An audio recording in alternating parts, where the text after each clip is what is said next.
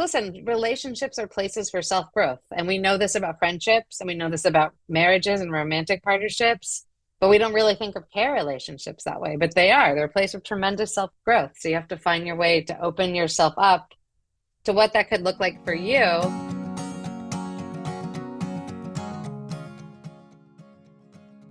Welcome to the Company of Dads podcast. After 120 plus episodes, we're doing something different this season. I'm still your host, Paul Sullivan, and we're still focused on lead dads, working moms, and how small changes at home or work can have a big impact on their lives. What's new is each episode now promises to deliver actionable advice on some area of concern at home or at work. Short, direct, again, actionable. 5 questions, 5 answers. This week, our guest is Elissa Strauss, author of When You Care, The Unexpected Magic of Caring for Others. She's a married journalist and mother of 2 boys, 7 and 11. And today, she's going to give us actionable advice on caregiving. Welcome, Elissa, to the Company Dads podcast. Thank you so much for having me. Elissa, who cares? Oh, wait. That came off the wrong way. Wrong, right question, wrong way to phrase it. How does caring for others change us? And I'm guessing it's going to change us in both positive and maybe less positive ways. But how does caring change us? I think that care has been, for most of its history, been subjected to 2 overly simple narratives that really don't match the experience. The first one that's familiar probably is the fairy tale. Care is just this like amazing, wonderful experience, and you feel so connected to your children, and you're on the grass on the checkered blanket, and the birds are chirping, and it's harmony and it's ease. And if you fail to live up to that, you're somehow a failure. And then in addition to the fairy tale, we have the nightmare narrative that care is just the hellscape and it's demanding, and parents are just exhausted zombies who never experience joy or transcendence through the care of their children. And that would also include other types of caregiving stories to old, ill, and disabled individuals. And I think what happens when we have those 2 frames on care, the fairy tale or the nightmare, we're missing actually the most important thing that we need as individuals to have meaningful and enriching care experiences, and that's curiosity about care. There's no curiosity when care is a fairy tale, and there's no curiosity when care is a nightmare. When we see care, I think there's curiosity when care is a nightmare. Like, how in the world did I get myself into this position? I don't think it's deep curiosity. I think it's right. It's like practical curiosity, but it's not a deep curiosity about the experience of care. It becomes a problem to fix. And it is, that's real. It's a problem to fix. And I think that what kind of all of our cultural scripts have denied us is the ability to see care as this hero's journey, to see care as the messy middle, to see care as something like climbing a very tall mountain. You ask, my dad's a big mountain climber. Half the time he's actually doing the work of climbing the mountain. He's miserable. It's cold, or he's hungry, or his foot hurts. You're really selling care here with this analogy, Elissa. You were really but you get to the top of the mountain, right? And you're changed, and you do it because it's a journey, and it's challenging, but you believe that the challenges will enrich you ultimately. And that's like this frame on care. When we have deep curiosity about ourselves and we open ourselves to the potential for care to change us, and because it's challenging us, because it's forcing us to wrestle with what is meaningful in our lives, also what kind of people we are, that's where the real beauty in care comes from. Okay. And I think that's, that's how care can really fundamentally change you philosophically, psychologically, spiritually, when you see it as this hero's journey. You see it, it's think of it as the Greek myth. It's, in the Odyssey, there's so many challenges, there's so many uncomfortable parts, but there's a movement towards greater awareness of self and other. And to me, that's the beauty and magic of care. Not because it's easy. It's not the sanitized version. It's not the sentimentalized version. It's the dark night of the soul hero's journey version that I think is the place where the real potential lies. I like the frame as curiosity, but I think the next time my 7-year-old throws a tantrum, maybe I pick her up by her Achilles, like Achilles in one of those great Greek myths, and carry her upstairs like that. No. That's not the You curious could relationship. try, but I think you could wrestle with the fact that like so much of our lives we're uncomfortable and we're not getting what we want. And what's it like to be her in that moment? And what's it like to be you, to wrestle with someone else's needs and desires that are inconvenient for you? What questions is it begging about your life? Like, is there room enough for the quote unquote inconvenience of care in our lives and our like overly programmed, productivity obsessed lives? Like it's a, or maybe she just sucks in that moment. And maybe you're like, you find a place to be like, I don't like this part. And I'm okay just quote unquote being the good enough parent, not giving her what I need and like tuning out. I mean, I have a line inside my head with my kids, like I don't negotiate with terrorists. Like if Oh, I've they're used that line so many times. Yep. being terrorists, I just don't, so it's, but I think the wrestling, the dance, like being in it again, that's where the curiosity piece comes from. Like what is actually wrong in that moment? Is she inconveniencing you in a way that actually she should be able to, but we don't have a society that's built for that? Are you, I'm not assuming anything about you, but like, are you in touch with your own vulnerability and needs and frustrations in a way that can make you empathetic to her, even if you're not going to give her the cookie that she wants in that moment or, No, I stop just I her? just ate the cookie, so I think that's the problem because I ate the cookie that she wanted. Yeah, well, then that's something to wrestle with. I gotta That's wrestle with. where, listen, relationships are places for self growth. And we know this about friendships and we know this about marriages and romantic partnerships, but we don't really think of care relationships that way. But they are. They're a place of tremendous self growth. So you have to find your way to open yourself up to what that could look like for you. It's different for everybody. I like it. Answer to question one: curiosity, self growth. Question two, though, we talk an awful lot about care these days, but it's not framed in necessarily the hellscape, the dichotomy you framed in the beginning, but it gets framed as, moms, dads, caregivers of friends, relatives, spouses. Um, there is almost this tug and pull of, you're caring for somebody else, but are you also making the time to care for yourself so that you don't get burnt out or resentful? So question two: how do you talk to people about balancing caring for others and some degree of self-care to help them get through the day? I think to start to frame this, I think because as a culture we've had so little curiosity about care, we've denied the reality that like we were not designed as humans, we did not evolve as humans to do all this care alone. Mm. That's unusual for our evolutionary history. So right now, caregivers, parents, everyone are just totally overburdened because we're living in this fiction that this is something we can manage on our own without help from society, without help from community, without help from partners or friends. And that makes care really difficult. That's kind of myth number one working against us. Myth number two, and the thing I'm really going to focus on here, is that we think of care as requiring selflessness. I just wrote a story for The Atlantic. I talked to these care ethicists, this corner of Mhm. philosophy where people dive into care. And I love this one line he said to me. He said, care is not altruism.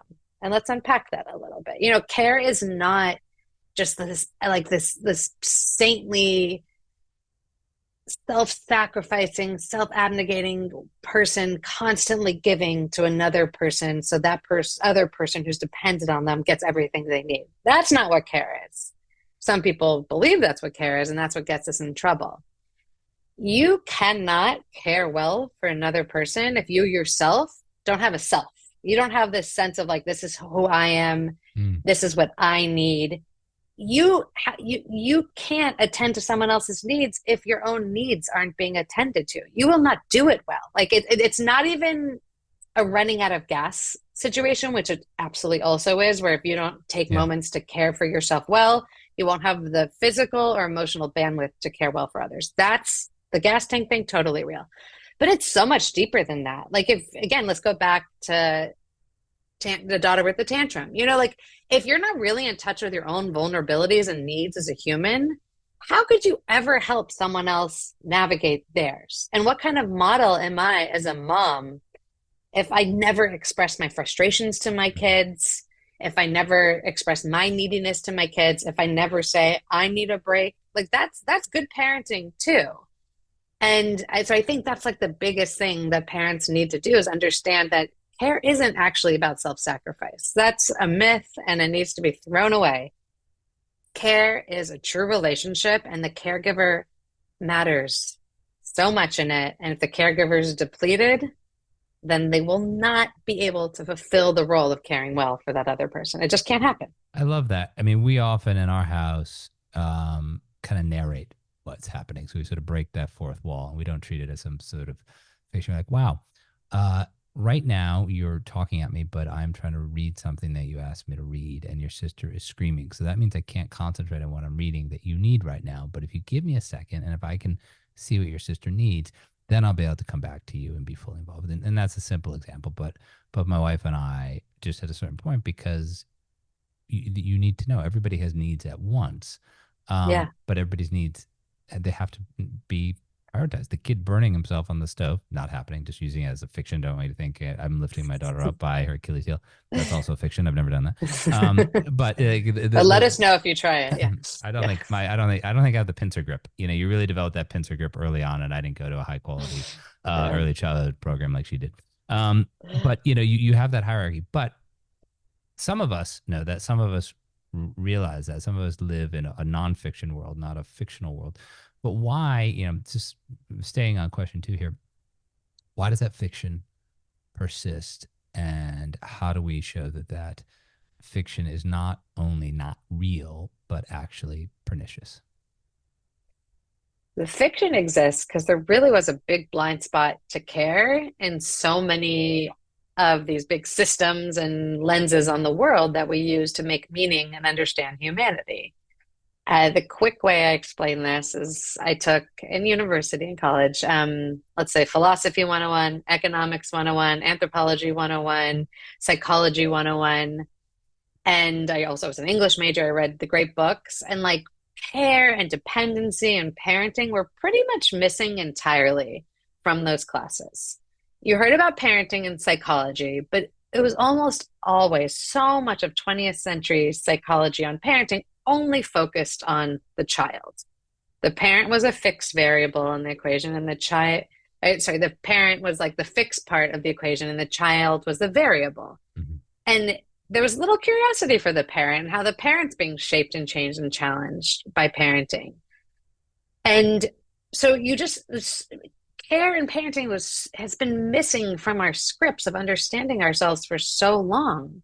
So we just really don't have when we go into the relationship, we really don't have this like framework that this is something happening to us too. And in my book, what I do is I look at how that happened. How did care get left out of economics? How did care get left out of philosophy? Also, theology and spirituality in meaningful ways, like the real rough, tricky, dark night of the soul parts of care, you know, not really something honored by the world's major religions. It gets left out, and it's up to us. And I interview and write about the work of so many amazing care thinkers in my book and care, actual parents and caregivers who are like seeing care as a way to be a better Buddhist, for example, you know, putting that care lens on all these things they do and understanding that it was left out of our story. It was left out of the way we understand ourselves. And we work hard to make it a way to understand ourselves and our growth as a human. It kind of undoes this really simplistic notion that we're supposed to just give, give, give, give, give. I'm getting a t-shirt after this call, after this Zoom that says "Be a better Buddhist." I'm gonna get that. That sounds very t-shirtable.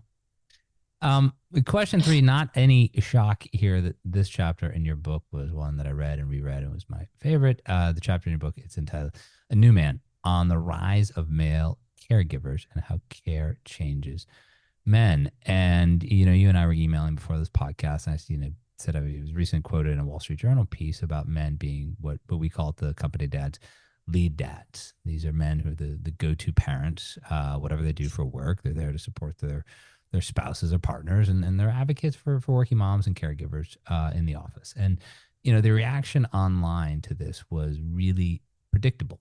And predictable in both good and bad ways. A split between people who are lead dads and working moms and sharing their stories about how this had worked for them, and then the other side of that was men, almost entirely men, ruthlessly criticizing anything but traditional gender role. Um, why does the idea of, you know, care being something that both men and women can do equally, if albeit differently, why does that notion wind people up so much? And how do we get away from it? Oof, such a good big question. I think, kind of the top layer of the soil here is people don't like change. Change is scary. And men today are doing more care than they've done certainly since the Industrial Revolution. And we all lived on family farms. Men were involved in care.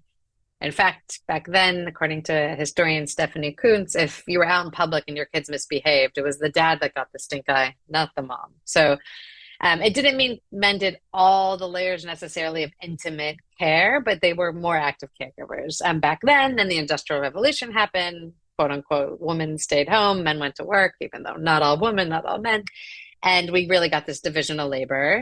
And it was like that for a long time. And now it's changing. And I think, right, people don't like that change. But I think there's something also deeper of the way care can kind of challenge some of our scripts around masculinity in this culture and bring men into these spaces where they are pushed to either expand or adapt to, like this what we already spoke about vulnerability and neediness. Those were not actually things that benefited men much in history, right? Like you don't want to bring vulnerability and neediness to an office job necessarily. You don't want to bring it to the battlefield, certainly. So it's not, I personally do not believe men are just like constitutionally incapable of being vulnerable and needy and sharing vulnerability and neediness, but they certainly have not been rewarded for it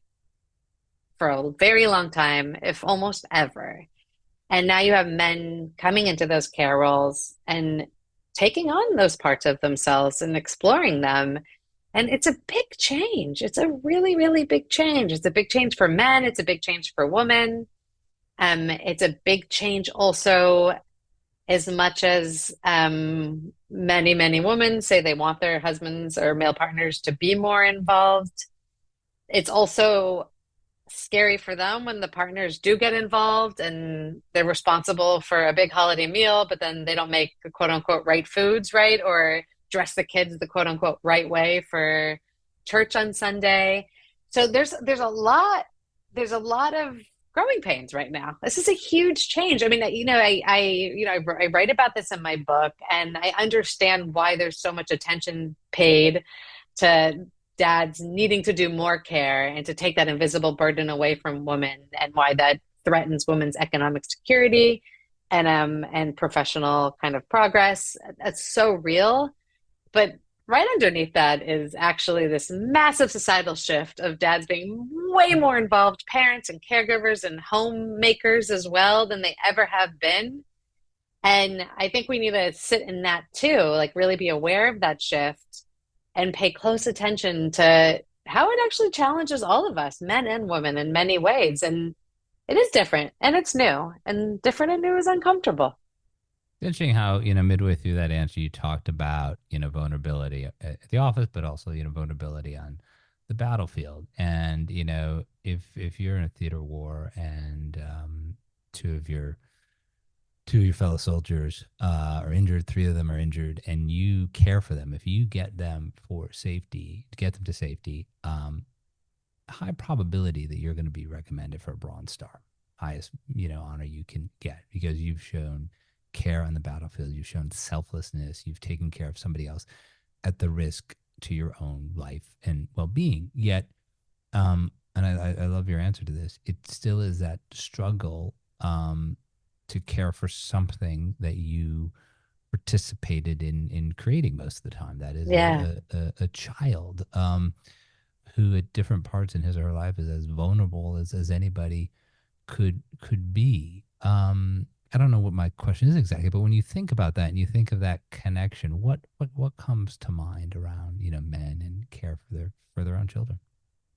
Yeah, and I think that's such a great example because it kind of shows like the places men aren't allowed to be vulnerable. So you have the vulnerability in an act of bravery is rewarded, right? So it's kind of a vulnerability combined with a real strength. But if afterwards you have PTSD and you're falling Right. apart You're on your because own. your friend Yeah. almost died Yep. and one of them had their legs blasted, I mean, just the horror of horrors, right, exactly. Like that you're permitted vulnerability in the context of bravery, but maybe not later. Um, and I think that, so much of what goes on is that, again, these are not traits that men, have been really allowed to experience in their fullness without serious consequences. We can add also sports to this mix, right? There's crying in sports. There's actually a lot of crying in sports. It's like there's high emotions, but weakness is not as permitted. And like you said, when like you have a child, my older boy, Augie, is 11. He'll be 12 in a few weeks. For the first time in his life, he's really having some social issues at school. Maybe he's lucky it took this long, but he's being bullied. There's some kid that just decided that he wants to make Augie's life miserable and make fun of Augie all day, but just friends with him enough. You know what I mean? It's like just The one of those frenemy. The gaslighting frenemy. Yeah. situations. Exactly. Like just gives him enough to make him stay connected to this person and they're part of the group. And I was up last night, and then the kids are away on a like little camping trip with school, and I was up last night just in pain that like Augie was there stuck with this kid that was mean to him. What if they were doing mean things in the cabin? And I mean, and I've been socialized as a woman, and I've been socialized to like be more comfortable with vulnerability and sadness and pain. And that was so heavy on my heart last night. And I, you know, I understand kind of like a man maybe more conditioned to want to like fix the problem, maybe punch the guy. And I am not too good for a little bit. Don't tell anyone I said this, listeners. But I do feel like I kind of want to punch this kid too sometimes. A I little would kick. never, but I'm not too good for the instinct. I'm not going to pretend that the urge hasn't risen up from the back of my head. But yeah, it's just that like to live with your kids through the impossibility of life, through the heaviness, and to not be able to fix everything for them is really hard. I mean, it really takes you somewhere. And I think this is the thing. Like for me, I went into parenthood. My parents got divorced when I was 13. I was very much kind of a parentified child, not in an entirely unhealthy way, but I felt like it was my responsibility to kind of keep things organized in our family life after my parents separated. And I had like a real Mrs. Fix-It approach to life. I felt like if there's a problem, I can solve it. And I'm pretty good like executive functioning skills. I'm organized. I like being in communication with people. So I was like decent at the gig. I was not too bad. And like having kids was the first time in my life I really had to wrestle and grapple with the fact that like I actually cannot fix everything. Right. And Nor should you. Nor should you step in and fix everything for your kids. Yeah. nor should I, right? But I lived with this idea coming from my parents' divorce that like that's kind of like I can do this. I got this. Like I'm gonna help. I'm here. And it was the first time I really saw that in myself, first of all. Like that's part of where we started. That was this deep self-knowledge. I didn't realize I was as like this as I was until I had kids and I realized, hey, I cannot fix everything for them. And I am right now sitting in the heaviest thing really that's ever happened to my child or one of my children, which is really just like, there's the one really mean kid and then there's his former best friend that's now being mean to him too. And really just sitting in the pain of that. Middle school. It's not good. Yeah. No. I'll tell you, I'll share one thing. I'll share what not to do, or it kind of backfires. My oldest daughter in third grade was bullied by another little girl. And my parents were also divorced and we became very downwardly mobile and it was in a really crappy neighborhood. And I got bullied until my grandfather, who was then sort of this World War II guy who, every solution is you punch a guy in the nose. And I was not going to tell my daughter to solve the bully problem that way, though it was effective at the time. I told my daughter, she said, if this girl keeps bothering you, tell the teacher. Well, she won't. I can't tell the teacher. She won't come with me. I said, well, she keeps bothering you. I was just mad. I said, just grab her by the ear and twist her ear and pull her over to the teacher. And then the teacher will have to listen, see what she's doing. And so my daughter gets in there and we have this meeting later on, and the school psychologist is like, yeah, Miss Sullivan, I don't know what's going on, but Virginia, I know this is not true, but Virginia said you told her that if the bullying persists, that you just pull this child by the ear, bring her over here. And I was like, well, I gotta come clean here. I did say that, and Yeah. I believe you should be better at managing the bullying in this school. But listening at home, that is bad advice. Do not take that advice. Question And four. we get it if you have those instincts. Let's just say. Just don't. Kids, Just listen don't to you. do it. Or Kids, tell your listen to kids. you. Yeah. Yeah, don't do Yeah. it. Question four is about how we can get fathers more comfortable in care, and I'd like you to start by defining two words that you use in the book, two fancy sounding phrases that have inhibited men from getting involved, and that's maternal gatekeeping and the fatherhood penalty. What do those phrases mean, and how do they impact dads? So maternal gatekeeping, and I alluded it a little You bit, alluded to it, yeah. alluded a little to it in the last answer, is the sense that like women are, to their husbands, like, you take care of it. You get them dressed for church. You figure out the menu for Thanksgiving. You go food shopping, for, your daughter's birthday dinner. Like, just like, can you just take this from me? I'm so overwhelmed. Totally real. Like, we get it. Why moms sometimes need their husbands to do that kind of, what we call invisible or emotional or domestic labor. But then the dads do it, and maybe they don't have the exact same taste as the moms, or they don't worry as much if they get snacks for the birthday party, and they don't meet certain nutritional or organic standards. And everyone knows the dads won't care, but there might be some moms that show up at that party and are looking at Little the judgy, mom you're of the saying? child Little and are judgy? like, totally, it happens. And no one's looking at the dads.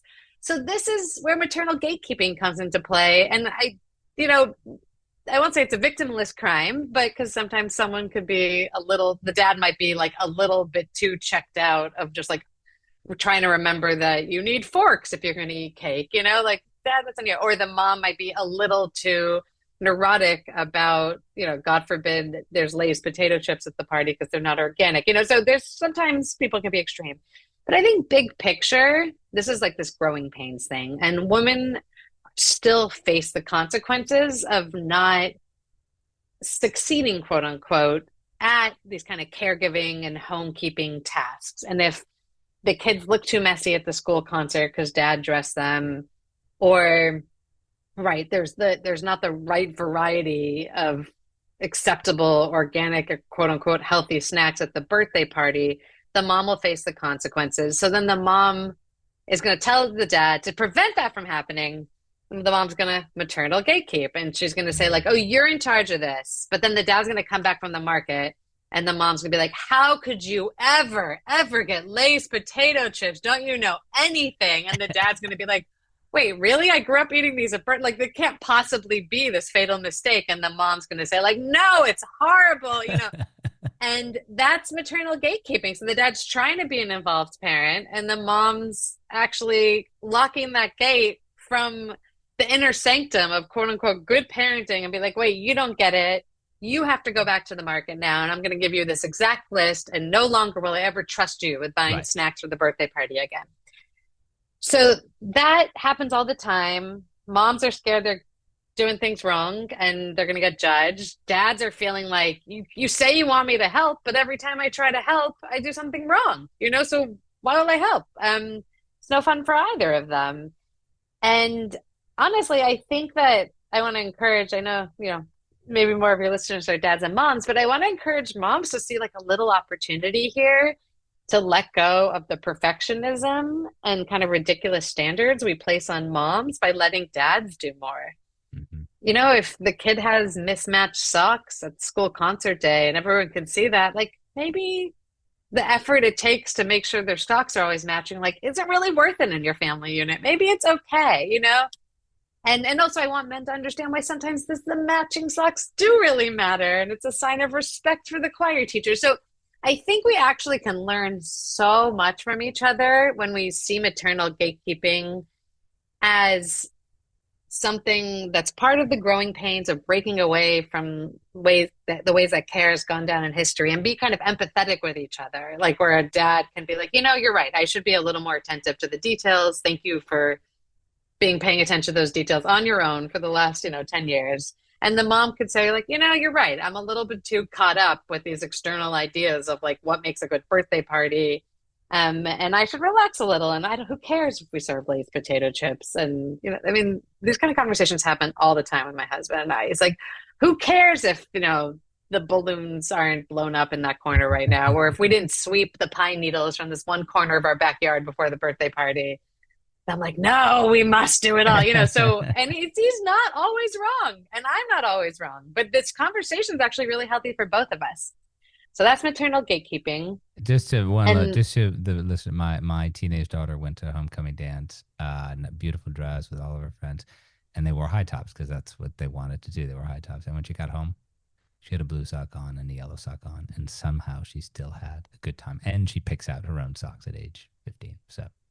yeah, But now, right. the fatherhood penalty that you just talked Yes. about, the maternal gatekeeping is something that's happening in that home sphere largely, and the fatherhood penalty is largely something in the office space. So talk about how the fatherhood penalty holds death Yeah, I and think this moms one's too. really, yeah, it's really important because we hear a lot about the motherhood penalty, and it's very real. It actually does not usually happen to the most high achieving, high earning women.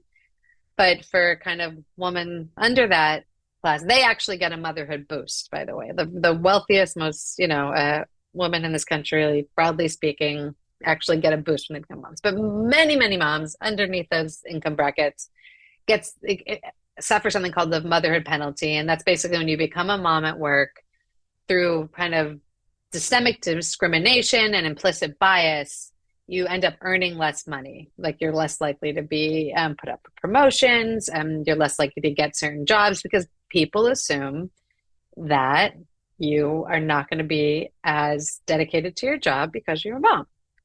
So something happens with men that's generally the opposite. They get something called a fatherhood boost. And when they become dads, again, this is outside of that top bracket, people assume they're going to be more dedicated to their jobs because now they're the earners, right? They have to make money not just for themselves but for their family. They have a whole extra incentive system, so they're going to be more likely to get the promotion. But, and this is the important twist, and this is Brad Wilcox's work. When dads show any sign that they are active caregivers in the office place. So they're not just the earner dad, but they're actually the in the muck dad that they're going What we to would try to call get the lead dad, as opposed yes, to the event dad who just leaves to go to the recital or the game. right. The lead dad who's deeply involved. Yeah. Or maybe it's a more 50-50 too, right? It's that maybe they're, even if they're, or 60-40. So I think the lead dad and dads that are doing more than only bringing home a paycheck dads, right? Kind of everything in there. If they're showing up at the workplace as people who need any kind of accommodation because it actually is their responsibility to get Bella to her orthodontist appointment at 4:15, and they're going to have to move that meeting around. If they take paternity leave, if they show any sign that they're not just going to be the earning dad, but they're going to be a lead dad, or they're going to be a, involved dad in any capacity, they experience a fatherhood penalty, just like women experience the motherhood penalty. So it's, there is a gender piece to this, of course, but there's the big picture, really, what this research shows us is that there's just a deep bias against people who have caring responsibilities in workplaces. And it's something dads will suffer from just as much as moms. And, I've spoken to a lot of dads casually, and it's like, oh, they have paternity leave, but they could never take it. Yep. God forbid they take it, because no one will like that. So we just have a whole culture that really gets in the way of dads being more involved, and it runs so deep. Yeah, it's a lot. I'm a student of behavioral finance, and that is, so many cases we show that's the anchoring bias. That's the confirmation bias. I got to be the XYZ VP of 123 because I never took parental leave, because I missed all of these things, because I worked, 80 hours a week, and then, I missed it. And when people tell those stories, when managers tell those stories, men, sure, but also women, when they tell those stories, implicitly they're defeating whatever HR programs have been put in place to help Yeah, people be normal human beings, be engaged, and be not just caregivers, but be, non-sociopathic parents. We don't want companies to hire people who only want to birth children and then, say, see you later. Nor do we want to hire people who don't really care if somebody's in need and they have no empathy. Yet it's those confirmation biases that I think keep a lot of these things in place. absolutely. This has been great, Elissa. We're now at question 5, and it kind of dovetail nicely what we were just talking about. Is there a corporate case for supporting working parents and caregivers? I think, yeah, I mean, yes, yes, and yes. I think when we extend our conversation to other types of care, to old, ill, and Mhm. disabled humans, and we see, right, with the rapid pace at which America is aging, that even if you're not a lead parent or you're not a parent at all, like the odds that you are going to have some care responsibilities are just going up and up and up and up.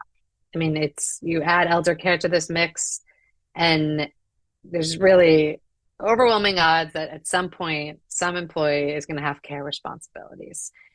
We still have the mindset of basically 50 years ago where people weren't sandwich caregivers, people had children younger. So they would move maybe just have one kind of care responsibility at a time, right? They would be caring for their kids and then maybe be caring for their parents. Today, it's more and more common. And I just read an article how the millennial generation has aged into sandwich caregiving way faster than they'd ever thought they Mm. did. So I think when we talk about corporate case for care and we expand that window on care, like there has to be a corporate case for care, right? It's the way that all the social shifts are happening. We have to acknowledge that care is a fact of life because care is increasingly a fact of people's lives. Not just again, is America aging at a rapid pace? We live long. I mean, we live a very long time now. And that means we live a much longer period in a state likely of dependency. So we're just life is just drastically different really than it was 50, 60 years ago for all these reasons. So yes, there's a corporate case for care because there has to be, right? And I think that's not, it sounds kind of silly. Well, you just have to do it, but this is just the reality of your workforce. Like this is just two employees. This is, half your employees at some point or 60, 70% of your employees really at some point. So we got to think about it. I think on another layer, I genuinely believe, and especially with technological advances, with AI, that the relational piece of work is going to be more important than ever. When I hear the least scary case for AI, it's going to take on a lot of that transactional piece of work, making more space for the relationship part of work, of really understanding who we're working with, motivations, trying to see big picture systems. And there's research that proves this, that, if we are kind of present and active caregivers, getting back to where we started really, and we try to seek that care experience as something through which we can learn about ourselves and learn about others, that's absolutely a skill set that you can take to the workplace. I mean, being a better listener, which to care well for someone, you do have to learn how to listen to them and find a way to bring in your own needs. Like we talk about, like you bring that to the workplace, you're going to be a more effective team member. You're going to be a more effective person engaging with clients or, Mhm. potential clients. Like these are really just like good skills to have as a human being. And I think, also in terms of real practical level, the corporate case of care, employee turnover cost a tremendous amount, right? Like Mhm. it is not, you want to find a way to hang on to good people and not have them leave just because care interrupted their lives. And now that it's more and more likely for care, I hate it. I hate that I use the word interrupt, by the way, because care is not interruption. It's just an absolute reality of human life.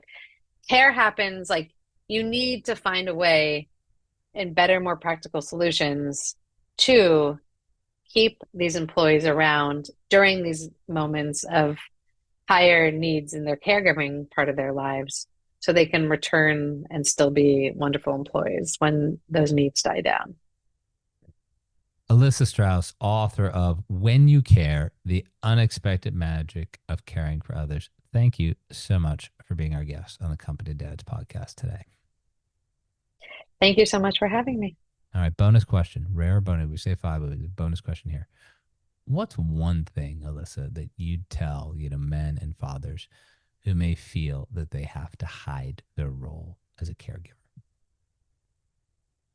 I think that I've heard that just once one person shares a little, like the sharing can beget sharing can beget sharing.